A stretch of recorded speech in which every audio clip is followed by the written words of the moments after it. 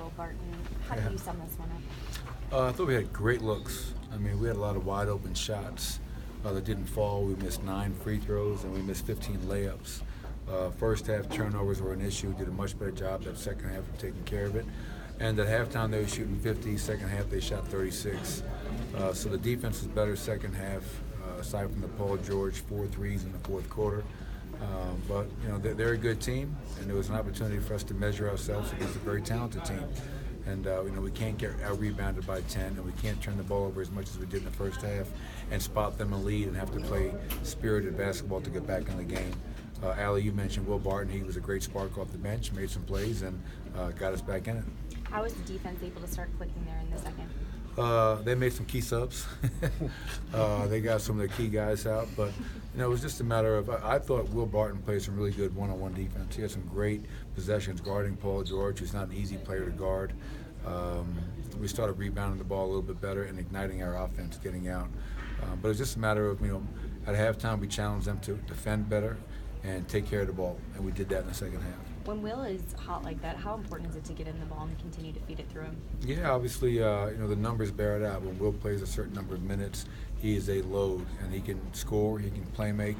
It makes everybody around him better, and I think we saw a little bit of everything tonight. The rebounding, the scoring, the playmaking, and he's a guy that is a luxury to have because he can create his own shot at any time.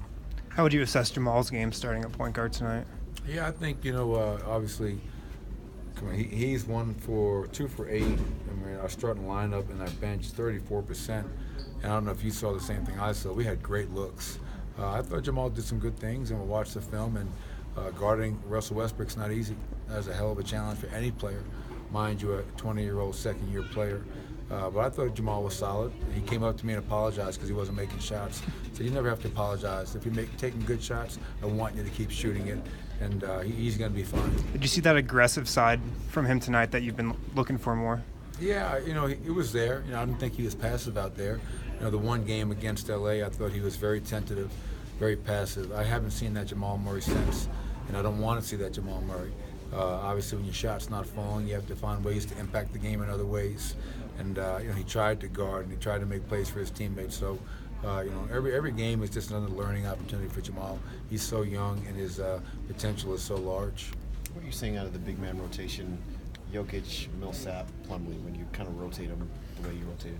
Yeah, tonight is hard because they play so much small ball. I mean, it's, so we're out there playing 2 true bigs and Paul and Nicole, and they have Carmelo at the 4. And then they have 1 true big and they take Adams out. They have all smalls. And we're trying to play Mason and Paul and Nikola, but I think for us trying to have either Nikola or Paul on the floor at all times will be good for us. It will give us a security blanket, a guy that we can play through at all times. And I think Mason off the bench has been a guy that is giving us energy, rebounding defense, and a lob vertical threat when he rolls to the rim. So those 3 guys are good. And I give a lot of credit to Ken Freed. I went into the game thinking I was probably going to play a lot of small ball because of the matchup, but also to give it a look. We haven't looked at that much this preseason. And I've been around a lot of vets, so if you ask them to go in with 6 minutes to go, they really wouldn't want to. Kenneth, he was all over it, took advantage of the opportunity, and I thought he went out there and played pretty good 6 minutes after being on the bench for as long as he was. What happened to Wilson Chandler in the second half? Torrey Craig ended up starting for him. I just shut him down. Wilson is just, I want to make sure he's healthy. The goal number 1 coming out of this game tonight was to make sure we were healthy. And, I thought Wilson played some minutes. Obviously, he struggled to make a shot like most of the guys on our team, but I didn't want to risk any further injury when it's not necessary. What do you think of the defense? Even though you guys weren't shooting well, you still kept it pretty close with OKC throughout most of the game. Yeah, obviously, I think, guarding Westbrook, George, and Anthony, that's a 3-headed monster right there. It's a challenge, but I thought we had some good possessions, and we had some possessions, for example, fourth quarter, we let Paul George get loose for 4 threes. And that can't happen. It's a close game, and next thing you know, it's broken open a little bit because of those 3s. So we have to be a little bit more disciplined of knowing where the shooter is. He's an all-star. I mean, he's the one guy in the court that you have to know where the hell he is, and we lost him way too many times. So there were some good things, and once again, we'll watch the film and clean up all the areas that we need to. Mike, you felt like they got physical with you guys, got into you a little bit, especially the first half. How do you counter that and react to that? Yeah, I thought they were, you go back to the last game we played them when we were eliminated from the playoffs. There was some chippiness in that game, and to be quite honest, I thought some of that carried over to tonight. And they're a physical team. Steven Adams is a physical guy, and they're going to try to come at you and see if they can punk you. And we have to stand that ground and let them know, not us, different team, and we're going to go right back at you and do it in the appropriate manner, within the rules, obviously. But that's something that we're going to have to handle. We have a very talented and deep team, but we also have to learn to bring a toughness every single night that we step on the floor. Who does bring the toughness for you? When you're not shooting well, they're pushing you around a little bit. Who do you look to respond to that? Yeah, obviously, we don't have the bad boys, from back in the day, and the league has changed in that regard considerably. But, I know we have some guys on our team that, Wilson Chandler's not going to get punked. Remember, he might be a nice guy, he might be quiet, but, he's not going to let somebody cross that line. I think Gary Harris has that same thing in him. Jameer Nelson has that same thing. And I think a lot of our guys do. By no means do we have a guy that's going to just start throwing elbows and getting reckless, but I think we have guys that have mental and physical toughness and understand that the importance of not allowing people to walk all over you. Because if they do it once, then they're going to have you and they're going to put you in your pocket. Nelson was the backup point guard tonight. We didn't see Emmanuel till late in the game. Just anything we should read into that? No. If you've been following the preseason, you'll know that everybody sat a game, and Emmanuel had played every game up until tonight. Jamal sat one game, and Jameer unfortunately had to miss a couple of games because of injury.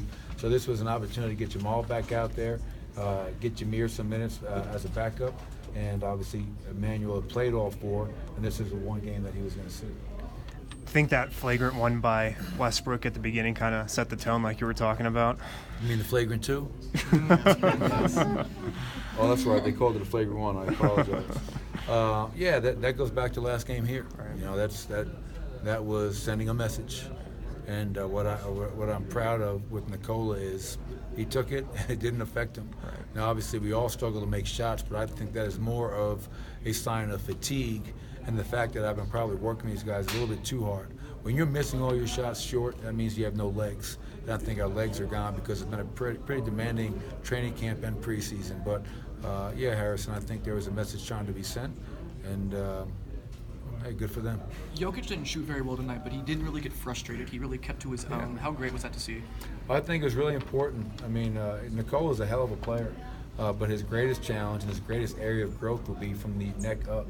And I thought him handling that first interaction with Westbrook and not letting it affect him and not going sideways at any time shows some signs of maturation on his part, which I love to see. So good for him, and I'm just happy that his big brother Strahina wasn't in the building. What now becomes the priority for you guys? You mentioned you guys might be a little bit fatigued, and now you have basically a week before you play again. So what are the biggest priorities for you? One is, give them some rest.